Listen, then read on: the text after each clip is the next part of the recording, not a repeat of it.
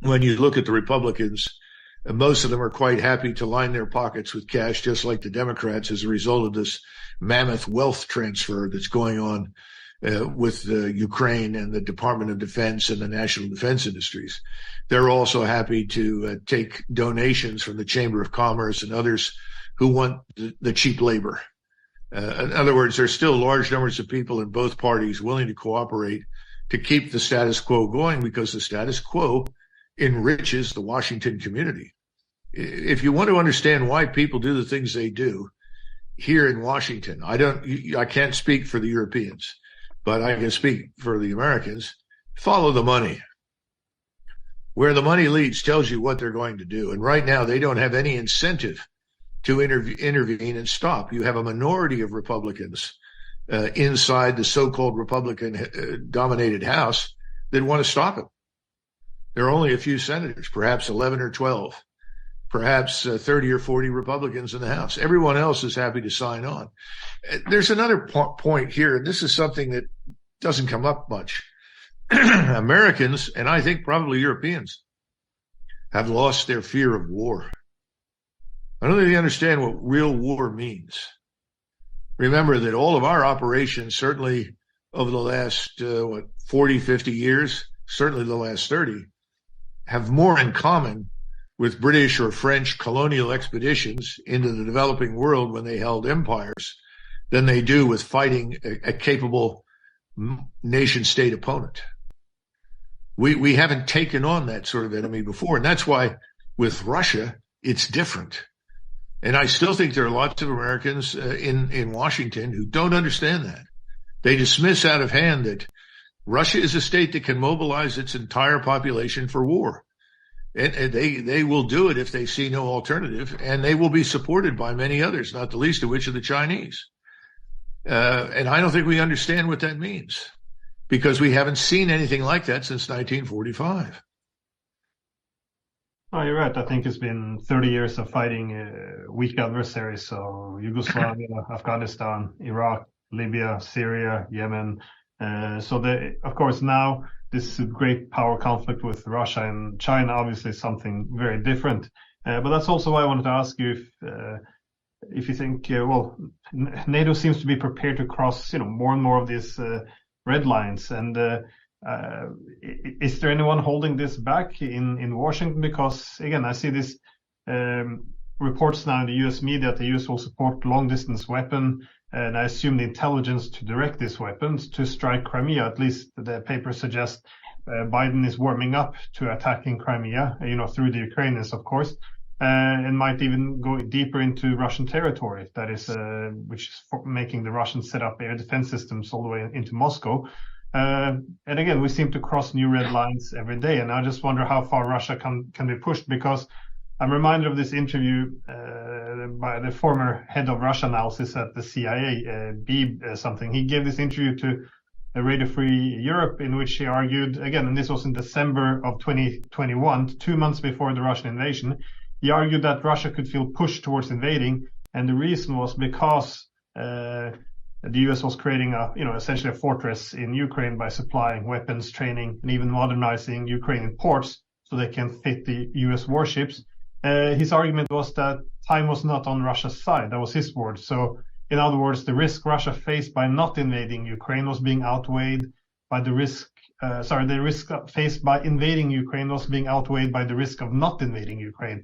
In other words, it couldn't afford to see this huge NATO build-up on its border. So, I was wondering if NATO now is creating a similar position for Russia, because we set up this ability now that we can strike Russia and kill Russians almost with impunity, with the assumption that they would never dare to strike back at us.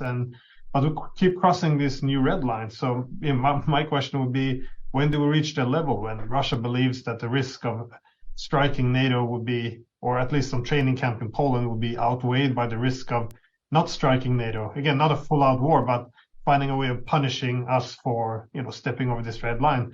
So, the need effectively to deny NATO this, immunity from retaliation. Do you see this? You can only stretch this spring so far before it lashes back. I'm just wondering when are we reaching this? Because I'm already seeing a lot of different rhetoric now among the Russian leadership, especially former President Medvedev becoming much more aggressive in his language. I was just curious, when do we reach the point when Russia strikes back? Well, there are two things that deserve to be addressed in this context. One is, as long as the European states inside NATO behave like loyal vassal states of Washington, I suppose this can continue without interruption until someone who leads a European state stands up and categorically refuses to participate, makes the points that you have, and frankly argues that there's a dramatic divergence of interest between the Europeans and Americans when it comes to Russia. That hasn't happened. If that doesn't happen, then I would say what you described is accurate and will continue. Secondly, it's funny you bring this up because a couple of historians asked to meet with me. They sent me all these emails saying it's important we talk. They described exactly what you did. How many measures can we apply before we finally cross the so-called Rubicon into real war? And they went back over the things that Franklin Roosevelt did in his administration during the 1930s and the run-up to the war with Japan, because there was no appetite in the United States to go to war with Germany. In fact, most people in the United States in the 30s were convinced that our war with Germany had been a serious mistake in 1917 and 1918. So there was enormous opposition to it. And there was certainly no interest. There wasn't even that much awareness of the Japanese, to be frank. And he talked about the various measures that were adopted up to and including the oil embargo. But he mentioned something called the McCollum Memorandum, these two historians. And that was a secret memorandum that was issued to the Department of the Navy. I don't know if Marshall saw it. I'm sure he probably did. But it essentially listed provocative things, provocative measures that should be embraced, with the clear and unambiguous goal of goading the Japanese into attacking us. And one of those was to send the United States Navy into Japanese waters in small numbers, in groups. And Roosevelt was actually told by the CNO, the chief of naval operations at the time, Mr. President, this could be construed as an act of war. We could lose ships. And FDR's comment was, well, we could afford to lose 2 or 3 small vessels, destroyers, small cruisers. In other words, he was deliberately provoking the Japanese. And each time that we illegally violated their home waters with our naval forces, each time that we were flying huge quantities of bombers to the Philippines and from the Philippines to China via India in order to beef up an air force there that was effectively a Wagnerian group type air force. We call them the Flying Tigers, the most effective air force in the history of the United States that was not part of the United States Air Force. And we were going to send dozens and dozens, ultimately hundreds of bombers that would then masquerade as Chinese Air Force assets, then firebomb Japan. This was in 1939, 40, and 41. All of this is out there. So there was no question, but this was Roosevelt's back door into the war in Europe. And when it comes to Lend-Lease, we know that he approved Lend-Lease in July to the Soviets. That was illegal. We had no relationship with the Soviet Union. We were not at war with Germany. But, his administration was overrun with NKVD agents and Soviet sympathizers. And so Lend-Lease to the Russians, or the Soviets at that time, began in July of 1941. And, I could go on and on. So they were trying to tell me, we're looking at what the Biden administration is doing, and we think we're on the road to war with Russia. Now, is that the case? Is that the deliberate plan, policy, campaign plan? I can't say that. I don't know.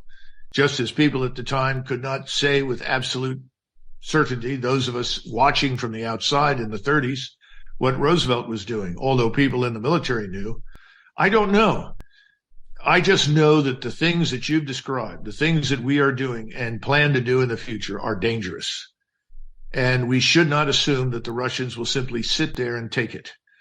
And I'm not talking about a nuclear exchange, because quite clearly the Russians have said over and over and over again they will not use a nuclear weapon unless one is used against them.